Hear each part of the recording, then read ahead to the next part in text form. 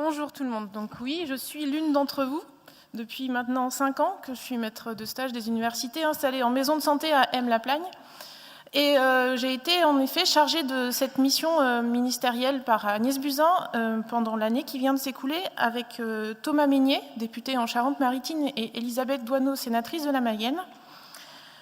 L'objectif vraiment de cette mission, c'était une année pour aller sur le terrain, découvrir des expérimentations qui avaient fait bouger l'accès aux soins, améliorer l'accès aux soins dans les territoires, et en comprendre les clés de réussite, mais aussi les verrous qui restaient à lever pour améliorer ces dispositifs et surtout les généraliser. Donc on a visité 7 régions, à peu près avec au moins 2 à 3 expérimentations par région, puis entendu plus d'une trentaine de représentations syndicales, étudiantes, fédérations hospitalières, donc sur une année. Et nous avons remis notre rapport à la ministre le 15 octobre dernier. Je ne vais pas vous parler de tout le rapport. Si vous souhaitez le lire, il est disponible sur le site du ministère. Mon objectif aujourd'hui, c'est surtout de vous parler du premier axe de travail que nous avons mis en avant, qui est de développer les stages ambulatoires et d'accompagner les internes dans leurs projets professionnels. Il y a au total 6 pistes dans ce rapport qui sont vraiment imbriquées les unes aux autres et je vous exposerai les dernières pistes à la fin. Les stages ambulatoires, je pense qu'au bout de la 3e intervention, vous le comprenez, sont essentiels sur l'amélioration de l'accès aux soins dans les territoires. Mais pour qu'ils soient efficaces, qu'ils aient un vrai enjeu sur l'installation des futurs médecins, il faut qu'ils soient garants d'une bonne qualité.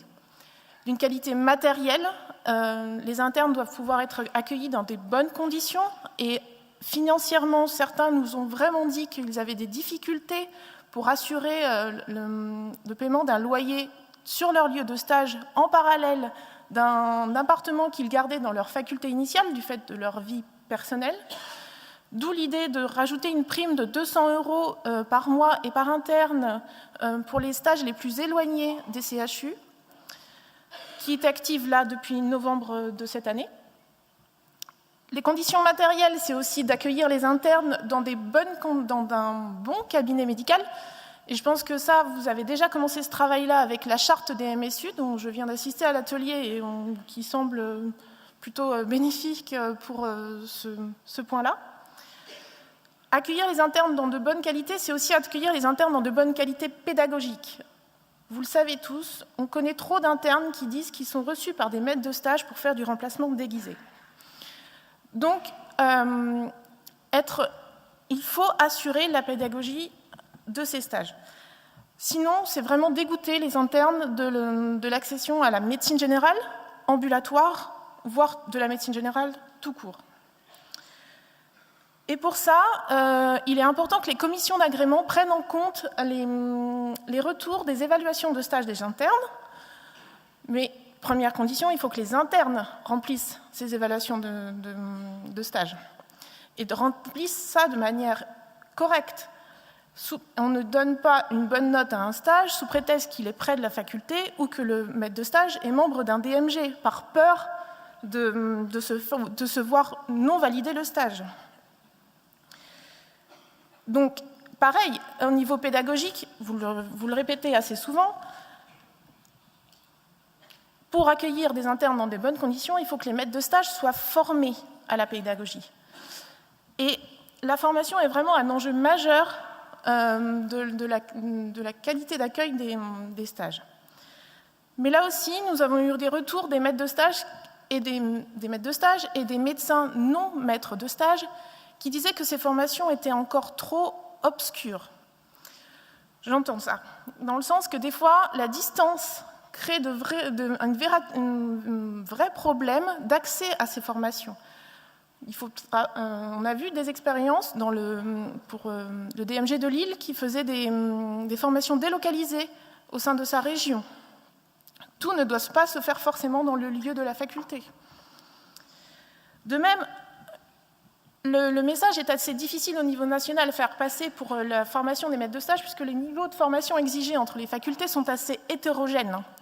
Je sais qu'il existe une indépendance des universités, mais que on demande un DU dans certaines facs ou qu'on exige les formations S1, S3, S4 avant d'avoir accès à l'agrémentation de la maîtrise de stage peut freiner beaucoup à l'accession à la maîtrise de stage. Donc, il faut être garant de la qualité des médecins qui vont accueillir des internes, mais il faut aussi savoir se mettre au niveau de ces médecins lambda. Et ne soyez pas des DMG élitistes, mais des DMG de terrain. Vraiment, si vous voulez recruter, essayez d'être plus proche de ces médecins qui sont vos collègues, après tout.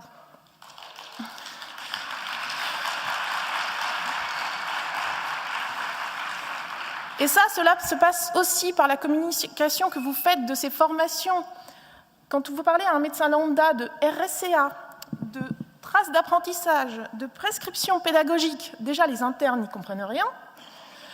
Mais alors un médecin qui a un exercice qui veut petit à petit s'entraîner vers la formation en maîtrise de stage, là aussi peut-être avant tout au départ commencer à parler concierge avec ces médecins pour ensuite parler pédagogie.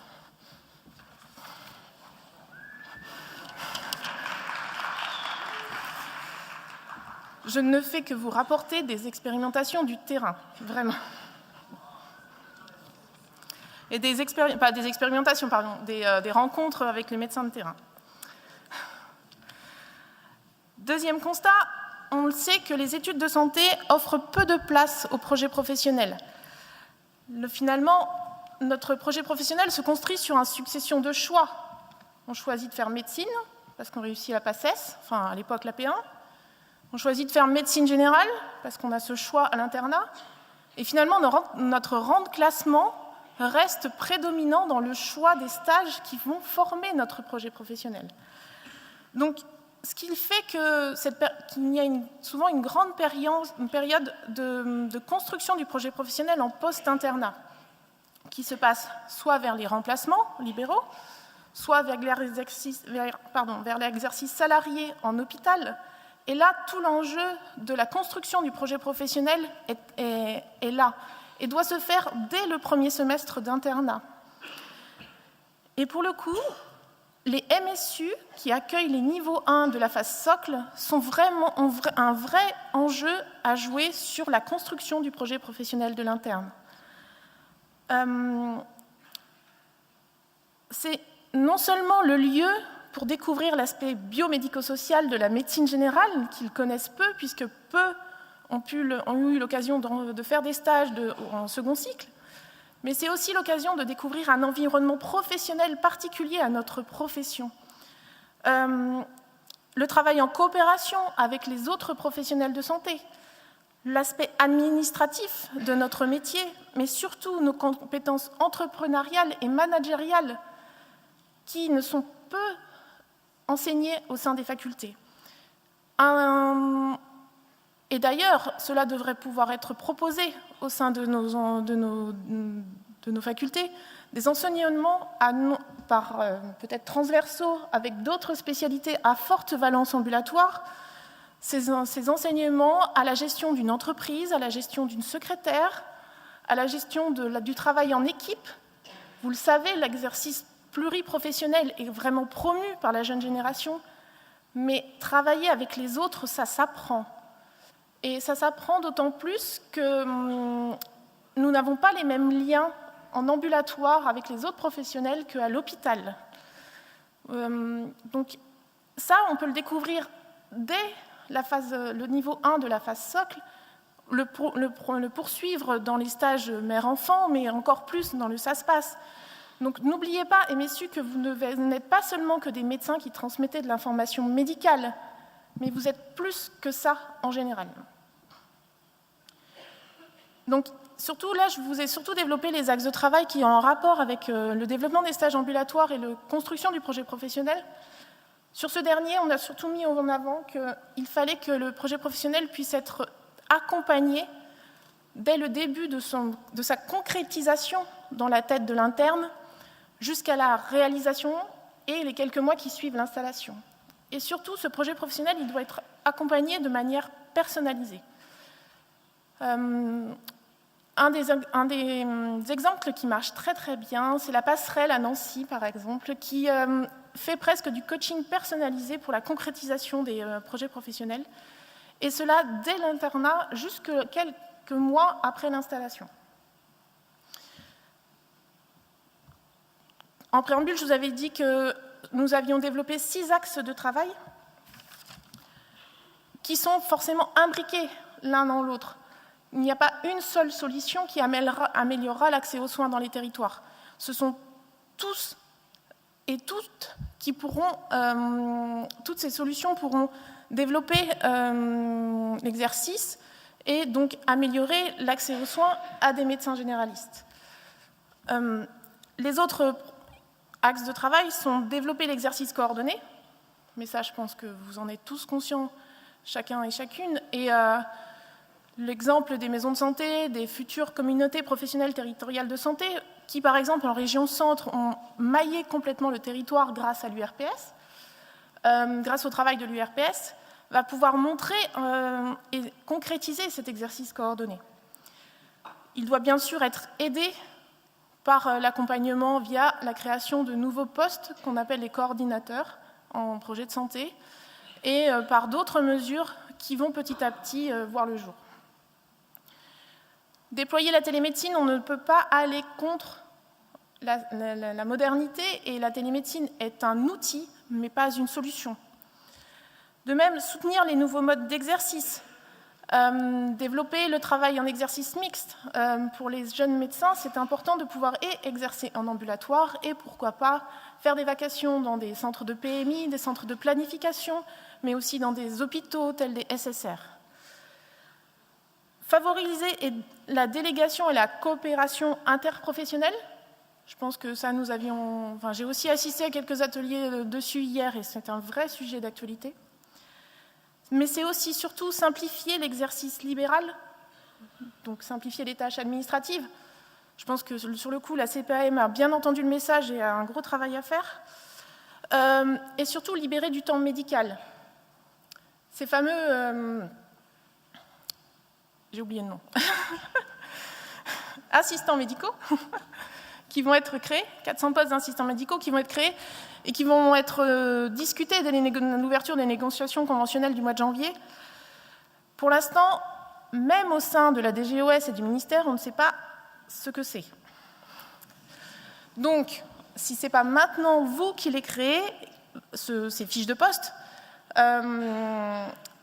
vous allez vous faire avoir par le ministère.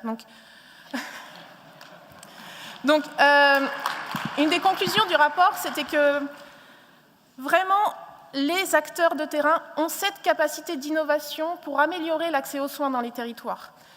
Et surtout, relever le défi de l'accès aux soins est une responsabilité collective.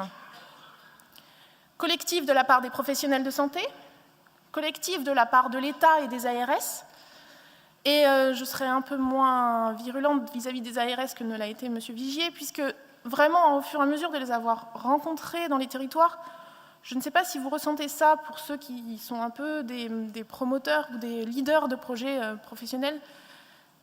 Il y a un changement qui se crée au sein des ARS dans le sens où elles ne sont plus là pour appliquer les directives nationales, mais accompagner les initiatives territoriales. Cela dépend des ARS, malheureusement. Certaines ARS sont très soutenantes, d'autres sont encore trop figées sur l'application stricto sensu des directives ministérielles. Responsabiliser, responsabiliser a été un des maîtres mots cités par Vincent Renard à l'introduction de ce congrès. Et en effet, on parle de plus en plus de responsabiliser les patients dans leur prise en charge de leur santé. Moi, je dirais maintenant qu'il est temps de responsabiliser les professionnels de santé dans la prise en charge de l'évolution de notre système de santé. Et avec 12 000 MSU demain, je pense que ça sera possible. Merci.